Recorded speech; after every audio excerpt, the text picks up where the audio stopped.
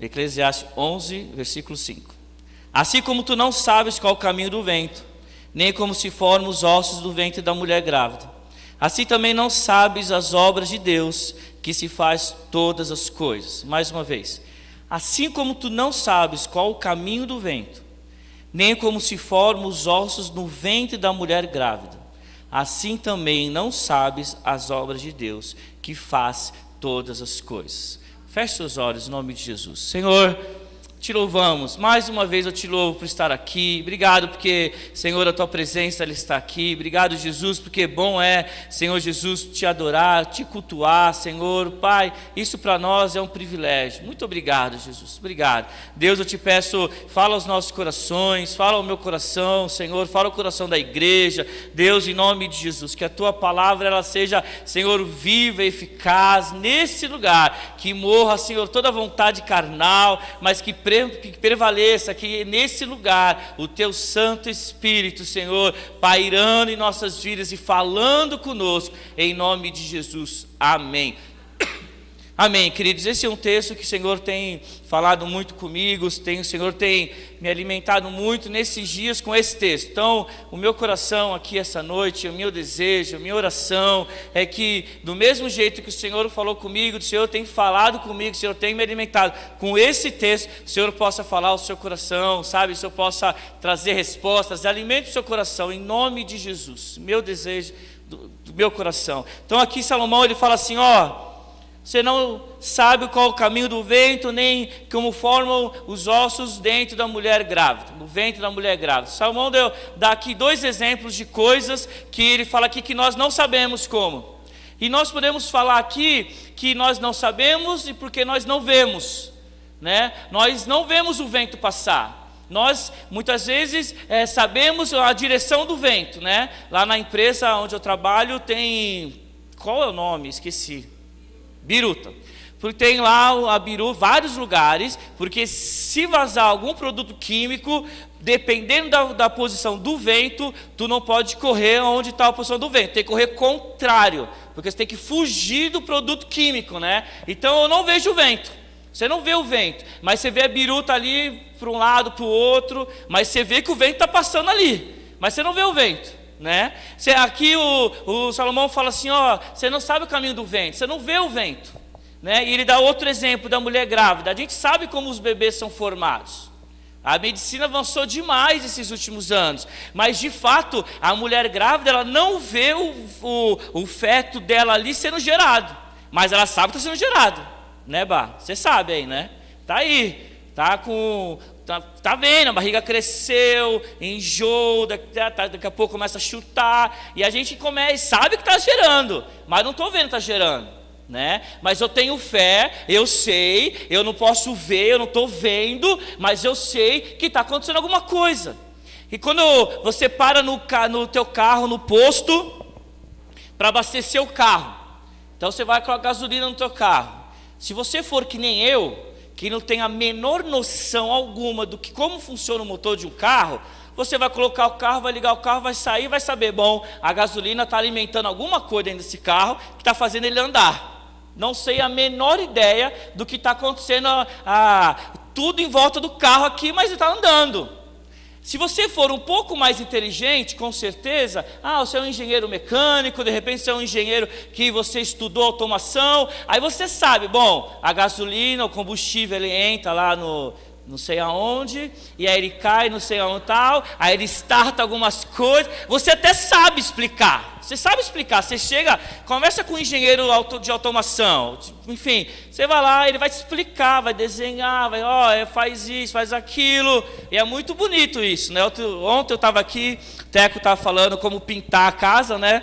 E o Etinger falando com ele aqui, pega um pincel assim, tal, sei lá quantas polegadas, e tem que ser, né, cadê o Etinger, né? E vai, o tamanho do pincel para fazer como que é que você falou? Enquadração, meu Deus.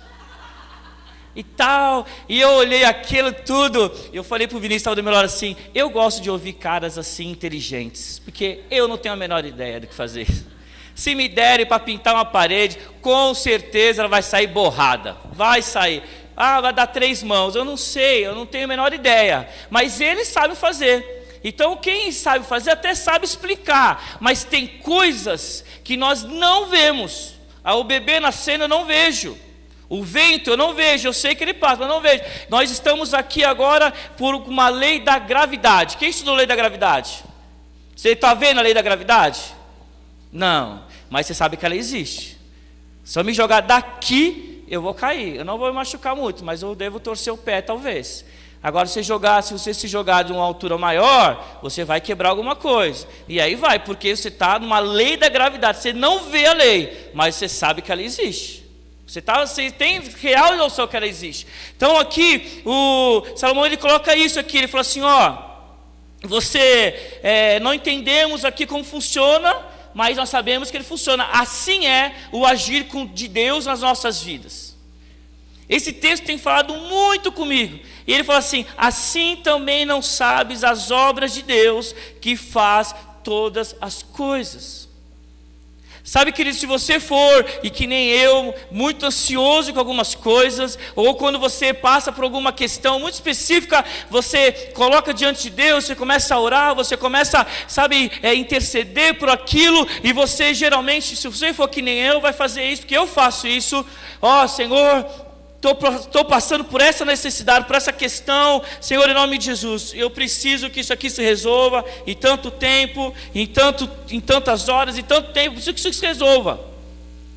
Então a gente coloca um passo a passo para Jesus, coloca um cronograma, coloca um jeito de fazer, porque nós sabemos como fazer. Senhor, é o seguinte, é assim, e o meu dinheiro está acabando assim, então até aqui eu consigo, daqui para cá, Senhor, precisa acontecer isso, aquilo, tal. Senhor, o meu filho está passando por isso, então, Senhor, vai lá, faz assim com ele, né? Senhor, o meu marido está passando por isso, então, Senhor, pega ele de jeito e dá um rapa nele, e faz assim com ele, Jesus.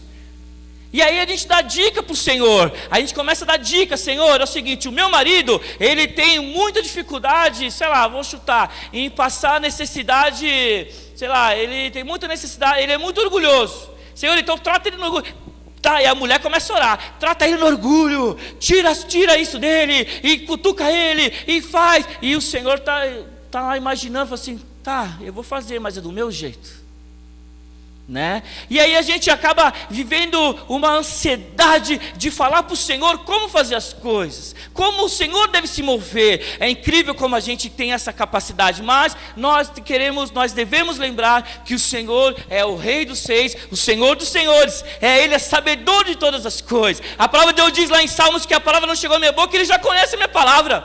A palavra de Deus diz lá em Salmos que o ventre da mulher grávida está sendo formado, e Ele já fala lá com a criança, antes mesmo dela ter nome.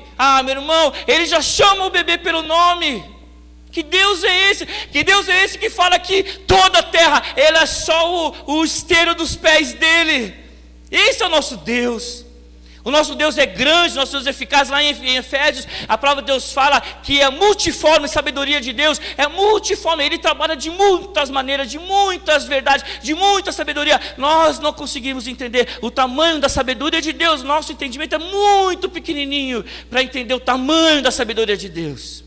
Então, em nome de Jesus, a primeira coisa que eu quero ministrar para você, que eu tenho sendo ministrado, olha, se eu tenho sendo ministrado esses dias, é essa palavra, então eu estou muito à vontade de contar ela para você, porque o Senhor tem falado comigo, eu quero falar aqui. A primeira coisa que o Senhor tem falado comigo, eu quero deixar para a igreja é, para de dar ordem para Deus, para de querer fazer o caminho para o Senhor, para de querer falar ao Senhor como Ele tem que fazer, mas acalma, espera no Senhor. A palavra de Deus diz assim, espera no Senhor confiantemente, não diz assim?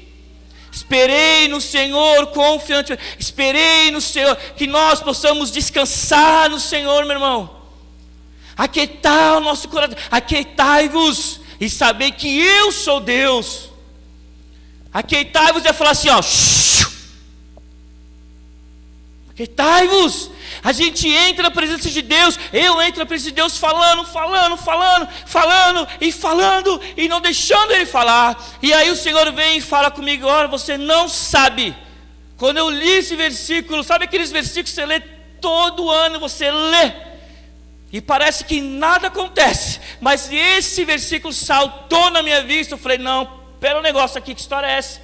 Então quer dizer que o agir de Deus eu não vejo, é verdade, você não vê. Mas o texto termina aqui, por isso que eu falo, a palavra de Deus é tão linda, que ela explica todas as coisas. O final do versículo, na vírgula, ele coloca aqui, que faz todas as coisas. O Senhor faz todas as coisas, glória a Deus, igreja, Ele faz todas as coisas, Ele faz. Nada, absolutamente nada, o Senhor perdeu o controle de nada. A palavra de Deus diz assim, que aqueles que confiam no Senhor são como os montes de Sião, que não se abalam. Meu irmão, como os montes de Sião, nós devemos confiar no Senhor, confiar que Ele está fazendo, confiar que Ele está movendo, confiar que eu não vejo. Meu irmão, em nome de Jesus, você não vê o agir de Deus, mas você tem que confiar que Ele está se movendo, amém? A palavra de Deus fala que o que é fé? A fé abre lá em Hebreus 11. Ora, a fé é a certeza das coisas que se esperam, a convicção em fatos que não se veem. A fé é tudo aquilo que eu espero, mas eu não vejo. Então, meu irmão, em nome de Jesus, nós precisamos entender, se você está vendo o Senhor agir na tua vida, não, mas confia que Ele está movendo, amém? Você está vendo o Senhor se mover no seu marido? Ah, Nando, não estou vendo. Confia, minha irmã, que Ele está se movendo em nome de Jesus. Você está vendo Ele se mover no teu filho? Não, não estou vendo. Na verdade, eu estou só vendo ele regredir. Em nome de Jesus, confia que Ele está se movendo em nome de Jesus. Em nome de Jesus. Sabe, a palavra de Deus nos ensina aqui, todos os grandes homens de Deus que passaram por lutas, todos os grandes, a história do povo de Deus, de Israel, você vai ver, não tem um padrão. Não tem um padrão, não tem algo assim, ora desse jeito, o Senhor vai agir desse jeito, ora daquele jeito, o Senhor vai agir daquele jeito. Não, o Senhor, Ele se faz presente de forma individual e de forma única. Sabe por quê? Porque Ele se importa comigo, contigo, de forma única. Ele não ataca a gente por atacado, Ele não se move por atacado, Ele não se move por atacado. Os nossos problemas podem ser iguais. Os meus problemas podem ser igual de monte. O problema do Márcio pode ser igual de monte. Mas Ele vai tratar individualmente. Que Deus maravilhoso, meu irmão. Que Deus maravilhoso. Ele vai tratar individualmente. Lembra lá em Daniel? Eu não vou ler o texto. Daniel 6, quando Daniel foi levado na cova dos leões, lá fizeram lá uma tramóia, lá Daniel foi lá na cova dos leões, quando ele chegou foi jogado lá, nada aconteceu. Senhor, Ele estava se movendo. O Senhor falou com Daniel? Não. O Senhor deu para ele ali, mover alguma coisa, teve um anjo que foi com Daniel? Não. O Senhor não fez nada. O Senhor de Daniel foi para a cova do leão, cova de leões, chegou lá, o Senhor fechou a boca do leão. Como Ele fechou? Eu não sei. Se Ele deixou chegar perto, não sei. Não sei. Se Daniel fez carinho no leão, não sei. Eu não sei. Talvez uma outra pergunta bacana de chegar no céu e perguntar, Daniel, vem cá. E aí? Os leões saíram correndo e o que aconteceu? Sei lá, pergunta para Daniel. Eu não sei. Mas o Senhor fechou a boca dos leões. Amém, queridos? Ele fechou. Ele podia ter deixado Daniel antes de ir para a cova dos leões? Podia. Ele podia ter levado anjos lá e tirado Daniel daquela situação? Podia. Ele podia ter feito muitas coisas. Eu fico imaginando nós na situação de Daniel.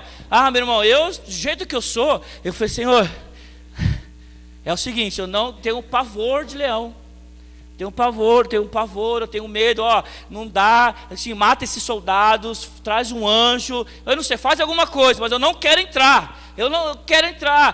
Mas Daniel foi, o Senhor fez. Lembra lá no texto de 1 Reis, Elias e os profetas de Baal, 450 profetas de Baal. O Senhor se moveu naquele lugar de uma maneira única na história, para que todo o povo reconhecesse que só o Senhor é Deus.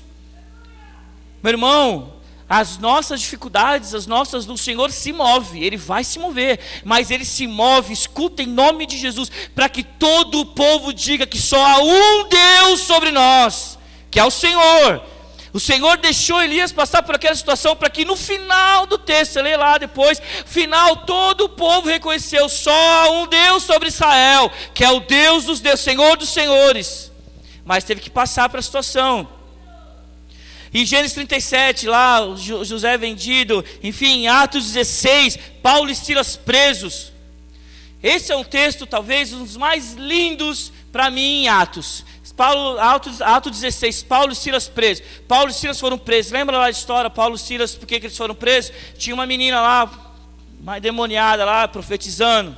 E adivinhando coisas, adivinhando. E ela chegava para lá e falava assim: esses são homens de Deus, profetas de Deus, e bababá. E foi lá, chegou uma hora que Paulo devia estressar daquilo. Ele falou assim: não, tem alguma coisa errada aí, tem um demônio aí. Chegou lá e expulsou o demônio da menina. E por ele expulsar o demônio da menina, tinha gente que ganhava dinheiro porque ela adivinhava. E ficou muito revoltado com eles, mandaram os dois presos para a cadeia. Presos. Só que antes eles forem presos, eles foram chicoteados, eles judiaram de Paulo e Silas. E aí o texto vai, no finalzinho do 16, está lá, eles foram presos, amarrados lá na cadeia. O que Paulo e Silas estavam fazendo perto da meia-noite? Cantando louvores ao Senhor e orando. Sabe o que eu imagino, meu irmão? Eu fico imaginando Paulo e Silas, sabe, presos, já tinham sido, sabe, judiados, e eles estavam presos ali por uma questão boa, eles não fizeram nada de errado, eles fizeram coisa boa, eles expulsaram um demônio de uma menina, eles estavam injustiçados, estavam lá orando e cantando. Sabe, quem ora, quem canta no meio da dificuldade é porque sabe que Deus se age onde ninguém vê, amém, queridos, em nome de Jesus. Esse é um exemplo para nós, para mim e para você. Quando você não vê Deus se mover, é hora de você louvar o Senhor. É hora de você cantar ao Senhor. É hora de você chegar e falar assim: Senhor, vamos lá, vou louvar o Senhor. É hora de você chegar e falar: Senhor, Tu é grande. Tu é grande. Os meninos brincam de mim, mas eu amo essa música. Assim, grande é o Senhor. Eu passo dias falando: Senhor, Tu é grande, grande, Senhor. Tu é grande, não tem outro Deus sobre Ti, Senhor. Não há outro Deus, Tu é grande. Sabe, meu irmão, na hora que você não vê Deus se movendo, é hora de você orar e louvar o Senhor. Sabe o que aconteceu com Paulo e Silas? Eles foram libertos, sabe por quê? Porque veio um terremoto. Meu irmão, quando Deus parece que não se move, Ele está preparando um terremoto. Eu falo isso como palavra profética para mim e para você. Sabe, eu falo isso, sabe, do fundo do meu coração. Sabe, muitas vezes nós estamos não ouvindo Deus fazer, nós não estamos vendo Deus fazer, mas em nome de Jesus vem um terremoto, meu irmão. E quando ele vier, as cadeias elas se abrem, as algemas elas se abrem, as correntes se quebram, e eles foram libertos em nome de Jesus. Então, meu irmão, se você não vê nada acontecendo no teu ministério, na tua família, começa a orar, e começa a louvar, e começa a crer, porque quando vier o terremoto, teus filhos serão libertos em nome de Jesus, amém. Teu marido, tua mulher, teus filhos, você, nós seremos libertos. Vem o terremoto, e quando vier o terremoto, todos verão que só há um Deus sobre nós. Todos verão. Todos verão. Difícil é ser preso. Difícil é passar pelo que eles passaram. Isso é difícil. Continuando aqui. A palavra de Deus diz assim, já falei: descansa no Senhor, espera nele, ora, fé, certeza das coisas que se espera, convicção do fato que não se vêem. Paulo fala em 2 Coríntios: visto que andamos por fé e não pelo que vemos. Paulo fala isso. E a palavra de Deus nos ensina, queria que você abra a Bíblia, por favor, em Mateus 8. A palavra de Deus nos ensina que Jesus, uma vez aqui em Israel, ele fala que não viu nenhuma fé maior do que ele viu aqui nesse texto. Em todo Israel. Queria ler a partir do versículo 5. Realmente essa luz aqui. Deixa eu fugir dela.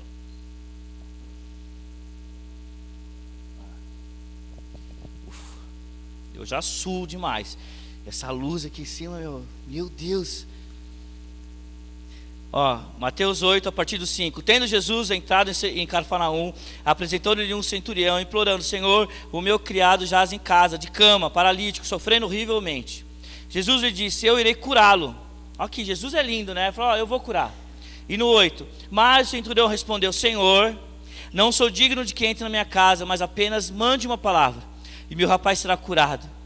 Pois também sou homem sujeito à autoridade, tenho soldados às minhas ordens. E digo a esse: vai, ele vai, e outro: vem, ele vem, o meu servo faz, ele faz.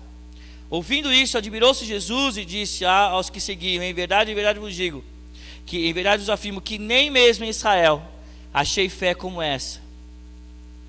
No 13, então o Senhor disse ao centurião: vai, e seja feito conforme a tua vontade. Naquela mesma hora o servo foi curado. O centurião aqui, ele compreendeu, ele sabia exatamente qual era a autoridade de Jesus. Ele sabia exatamente qual era a autoridade daquele que era, aquele que vai vir. Ele sabia da autoridade de Jesus. Ele sabia que ele não era digno de receber Jesus na casa dele, por uma questão histórica, uma questão aqui de tradição judaica, que eu não vou entrar nessa questão agora, porque eu quero ficar focado. Só que aquele homem, ele falou assim: Senhor, basta a tua palavra. Sabe, queridos, em todas as religiões, a grande parte das religiões aí que a gente conhece, elas precisam ter alguma coisa para olhar para o que o povo creia. Pode ver, pensa aí em algumas religiões, você vai saber. Tem que ter alguma coisa para o povo ver e o povo crer. Porque senão o povo não vê, o povo não crê. Quando eu vejo, eu exercito a minha fé. Agora, o Deus aqui, ele trabalha onde ninguém vê. E esse homem aqui, talvez ele tenha sido isso que tenha destacado a fé para Jesus. Que Jesus fala: olha, eu não vi tamanha fé em Israel inteira como esse homem. Porque o que você faria no lugar dele? Quando Jesus fala no versículo 8, não, eu vou lá curá-lo. Se eu sou centurião, eu falo: vamos agora, para tudo. Vamos, Jesus, vamos. Até porque Ele é o Senhor dos senhores, é Jesus, está curando todo mundo, então vamos, Jesus. Precisamos muitas vezes ver, muitas vezes tocar, precisamos muitas vezes que o Senhor, Ele se mova na nossa visão. O que eu quero trazer aqui para você, e o que tem o Espírito Santo tem trazido para mim Nando, em nome de Jesus, o que tem vindo no meu coração eu estou movendo, mesmo que eu não vá, mesmo que eu não esteja te mostrando, eu estou movendo. Sabe, essa fé desse homem aqui chamou a atenção de Jesus, porque ele não precisou que Jesus foi, ele só falou: Senhor, basta a tua palavra. Sabe, em nome de Jesus, que nós possamos ter essa fé. A fé que diz: Senhor, olha, eu não preciso ver nada, eu não preciso que você entre na minha casa, eu não preciso que você saia daqui, eu não preciso que você... Senhor, só manda a tua palavra. Só manda a tua palavra, que se o Senhor mandar a tua palavra, eu creio e vai acontecer. Em nome de Jesus, isso é fé. Isso é fé. A palavra de Deus nos ensina que nós... Abre lá comigo em Isaías 55. Estou correndo com o tempo aqui para não atrasar. Isaías 55, versículo conhecido de nós. Os pensamentos de Deus, a mente de Deus, meu irmão, ela é muito, muito maior que a nossa. Ela é muito, muito mais ampla que a nossa. A palavra de Deus diz assim: porque os meus pensamentos não são os vossos pensamentos, nem os vossos caminhos os meus caminhos, diz o Senhor. Porque assim como os céus são mais altos que a terra, assim são os meus caminhos mais altos que os vossos caminhos, e os meus pensamentos mais altos que os vossos pensamentos.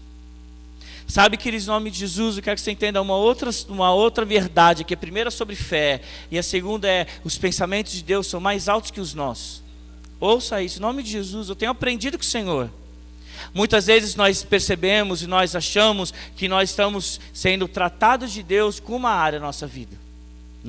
A gente estudou aqui uns dias atrás sobre domínio próprio, sobre o fruto do Espírito Santo, domínio próprio, longanimidade, paz, alegria. Então a gente assim passa por momentos assim na nossa vida e fala assim: estou sendo tratado por domínio próprio, o Senhor está me tratando, o Senhor está o Senhor está me lapidando sobre domínio próprio, o Senhor está o Senhor está me movendo para uma área aqui, o Senhor está então vou deixar acontecer aqui, vou ver o que está acontecendo.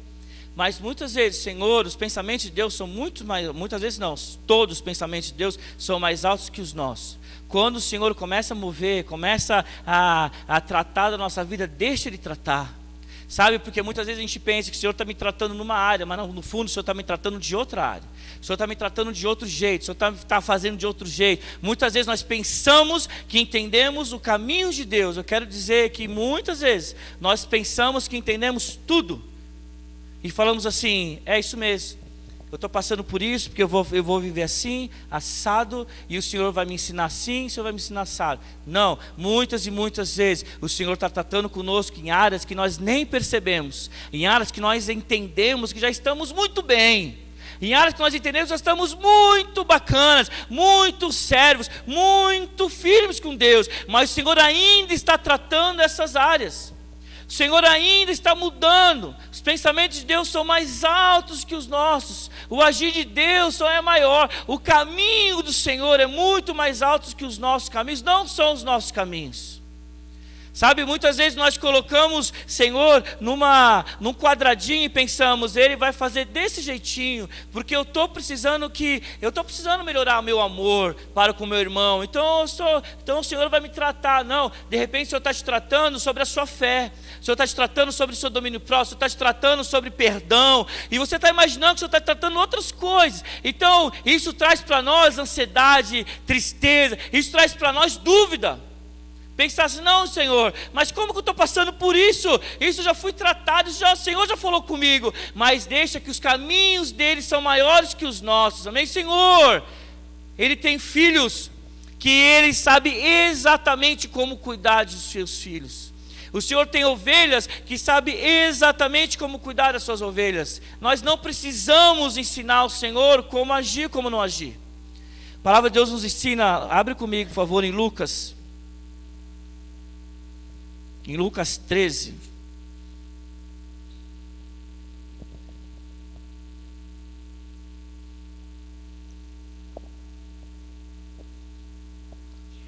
Lucas 13, não, peraí, desculpa gente, Lucas 24.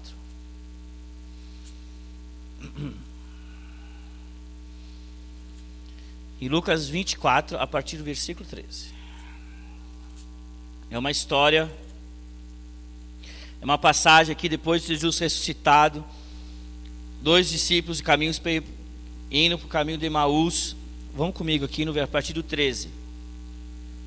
Naquele mesmo dia, 2 deles estavam a caminho de uma aldeia chamada Emaús, distante de Jerusalém, 60 estádios. E iam conversando a respeito de todas as coisas sucedidas. Aconteceu que, enquanto conversavam, discutiam, o próprio Jesus se aproximou e ia com eles. No 16, os seus olhos, porém, estavam como impedidos de reconhecer. Então lhes perguntou Jesus, que é isso que vos preocupa? E de que ides tratando à medida que o caminhais? Eles pararam, entristecidos.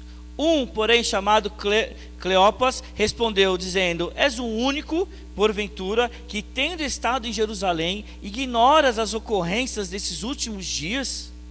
Para aqui comigo. Então aqui tinha 2 discípulos, não eram dos 12, mas eram 2 discípulos, 2 homens ali que talvez não conheciam Jesus, viram alguns milagres de Jesus, eram discípulos de Jesus ali, tá? Era da multidão. Eles estavam andando, depois de Jesus morto, estavam andando, conversando, tristes porque Jesus tinha morrido, tristes porque Jesus tinha sido crucificado, tristes. No coração deles, o texto aqui diz que, depois um pouquinho mais para baixo, diz por que eles estavam tristes. Eles tinham uma expectativa. Qual era a expectativa dos judeus? A expectativa dos judeus era que viesse o Messias, e o Messias tirasse e livrasse o povo do Império Romano. A expectativa dos judeus era, vem o Messias para nos libertar do Império Romano. Nós estamos sendo julgados, nós estamos sendo aqui escravos, nós estamos aqui sob o jugo de Roma, dos romanos. Então, que venha o Messias. Eles esperavam o Messias vindo de uma grande família, de um grande rei, de um grande general. Os judeus esperavam o grande general. Espera até hoje alguns. E quando Jesus morre na cruz, toda a expectativa deles morre junto. Toda a expectativa daqueles homens morreu junto. Assim, bom, Jesus morreu na cruz, e eu continuo com o Império Romano, eu continuo com o romano aqui, e a gente não foi liberto. E a palavra de Deus diz isso aqui, ó. Aqui, lê comigo, por favor, no 21. Ora, nós esperávamos que fosse ele quem havia de redimir Israel. Mas depois de tudo isso e já é este o terceiro dia desde que tais coisas sucederam. Então eles falam assim, nós esperávamos que ele fosse nos redimir, que ele fosse nos libertar. Sabe, queridos, para que Jesus veio na primeira vinda dele? Para que nós tivéssemos salvação, amém? Quando Jesus veio, Jesus não veio como grande general, como aqueles homens esperavam. Jesus veio como cordeiro. Jesus veio para morrer numa cruz, santo, imaculado, morrer numa cruz como homem que negou a si mesmo, para que ele tivesse poder sobre a morte, sobre a vida, tivesse poder, fosse lá no inferno, pegasse a chave da mão de Satanás e falasse: Satanás, agora reino de Deus estabelecido, o véu se rasgou, tudo se fez novo, agora há possibilidade de salvação para os redimidos, a possibilidade de salvação para os pecadores. O Senhor não veio para livrar Israel do povo romano, o Senhor veio para muito mais. Você entende isso? Muitas vezes nós imaginamos o agir de Deus de um jeitinho, não, o Senhor vai vir, o Senhor vai fazer isso aqui, ó. Mas o Senhor está pensando no todo. Você está orando porque o Senhor te deu um casamento, o Senhor está querendo te dar um ministério. Você entende isso? O Senhor está orando para que o Senhor te dê uma faculdade, o Senhor está querendo te dar países, que o Senhor quer te dar nações. Você está orando para o teu marido se converter, e o Senhor está querendo que o seu marido seja um grande profeta, um pastor. Você está orando para o seu filho se converter, e o Senhor já está olhando lá na frente pregando para jovens, expulsando demônios. É isso, o Senhor, Ele faz muito mais do que nós pensamos, nós podemos pedir ou pensar, amém? Muito mais. Por isso que os pensamentos dele são muito além do que o nosso, por isso que os caminhos dele são muito diferentes do nosso. Sabe, em nome de Jesus, eu quero dizer aqui para você, o que eu tenho falado para mim todos os dias é: olha, em nome de Jesus, creia, confia, não estou vendo nada, confia, mas Senhor morreu, a morte venceu. Não, meu irmão, a morte não pôde vencer, porque no terceiro dia Ele ressuscitou. Todos os demônios viram que Ele ressuscitou, Ele venceu, Ele realizou aquilo que os homens não estavam entendendo, Ele realizou. Então, em nome de Jesus, que nós possamos ter fé na medida certa para crer e entender que tudo aquilo que nós estamos pedindo, tudo aquilo que o Senhor está fazendo, nós não estamos vendo. Em nome de Jesus, que nós possamos permanecer. Sabe, nessa hora, quando nós não vemos as coisas acontecendo, geralmente, tem uma música linda, inclusive, recebi esses dias, da Ludmilla, que diz que alguma coisa assim, quando as coisas não... Estou louco para cantar, mas não vou cantar. Diz assim: quando as coisas não acontecem, é hora de você não desistir do teu chamado. Não, como que é? Os crentes sabem que música é. Os crentes mais crentes, assim, mais antigos, sabe? Sabe que música é? Sabe? É nessa hora, quando a gente não vê o agir de Deus na nossa vida, quando muitos desistem do chamado. É nessa hora. Quando a gente não vê Deus se movendo, quando a gente não vê nada acontecendo, quando a gente vê talvez algumas coisas saindo do controle, porque para aqueles discípulos aqui de Lucas 24, como nós lemos, a morte de Jesus na cruz saiu do controle, não era o que eles esperavam. Eles esperavam outra coisa, tinham outra expectativa, saiu do controle. É nessa hora que talvez muitos desistem e falam assim: não dá mais.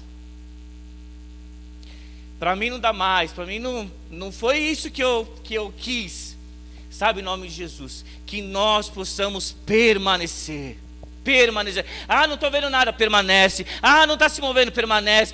Sai do controle, permanece, porque Ele é o Deus que sabe todas as coisas. A palavra de Deus diz aqui, Deus diz que aqueles que confiam no Senhor são como os montes de Sião. A palavra de Deus nos ensina a permanecer até o fim. Lá em João fala da videira. Aqueles que permanecem ligados à videira podem chegar para Jesus e falar: pedi tudo o que quiserem será feito. Mas antes, permanece ligado à videira. Permanece ligado à videira, amém? Em nome de Jesus. Onde eu estou aqui? Glória a Deus, Ele é fiel, maravilhoso mesmo. Abra sua Bíblia, por favor, no último versículo para nós orarmos em Romanos. Se o grupo de louvor quiser subir, pode subir, por favor. Glória a Jesus.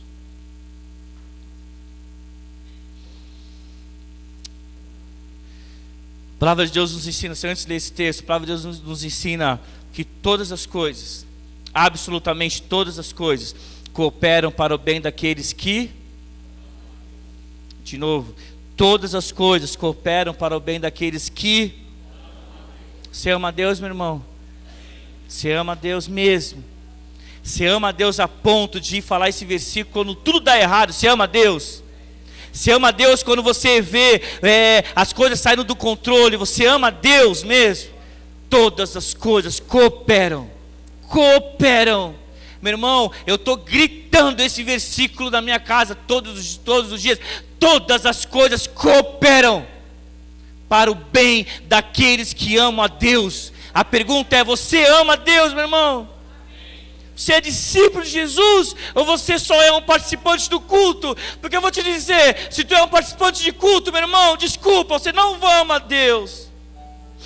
Desculpa falar isso para você. Se você vem domingo na igreja só por vir, se você fica avaliando o louvor, se você fica avaliando palavra, meu irmão, se você fica avaliando, você não ama a Deus.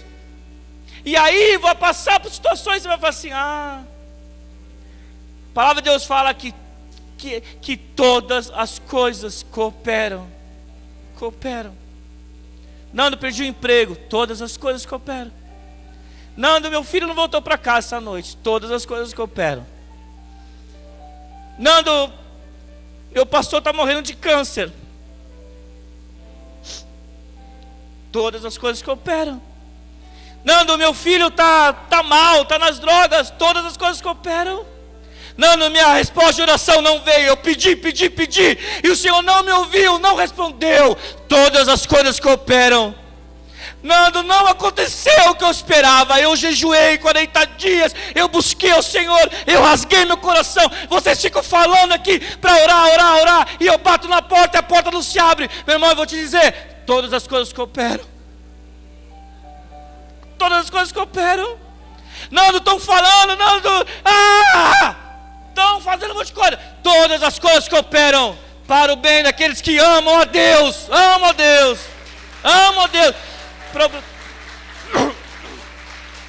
Glória a Deus. O problema nosso, meu irmão, é amar a Deus. O problema nosso é: Senhor, eu te amo tanto, que eu vou falar: Senhor, todas as coisas cooperam. Tem uma música que tem falado muito comigo, nova, acho que não tocou na igreja ainda aqui, que fala assim que como que Ele pode me amar tanto, sabendo que se a porta estivesse aberta eu ia embora.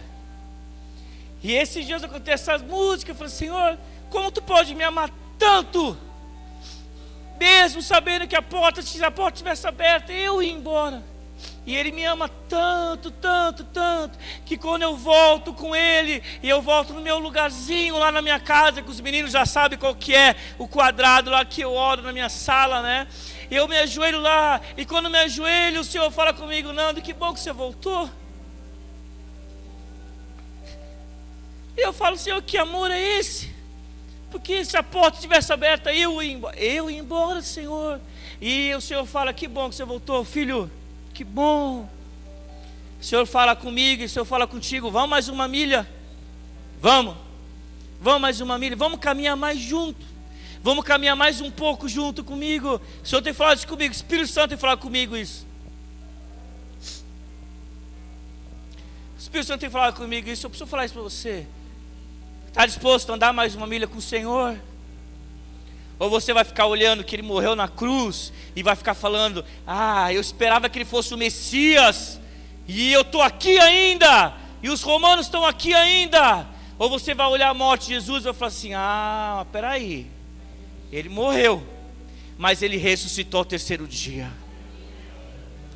E Ele não me livrou dos romanos, mas é o seguinte: quando eu morrer, eu vou cear com Ele, porque a chave da morte e do inferno estão na mão dEle.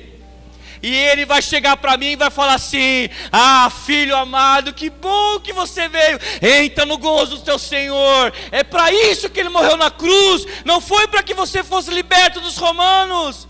Sabe, meu irmão, é uma decisão nossa, olhar para a situação que nós estamos vivendo e não vendo Deus agir, confiar ou não confiar.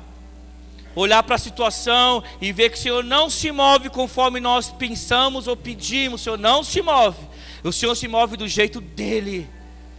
A nossa posição vai ser confiar, mesmo se eu não ver os ventos, mesmo se eu não ver os ossos da mulher grávida do ventre sendo gerado. A minha posição vai ser confiar, ou vai ser falar assim: ah, quer saber? Eu não estou vendo mesmo, então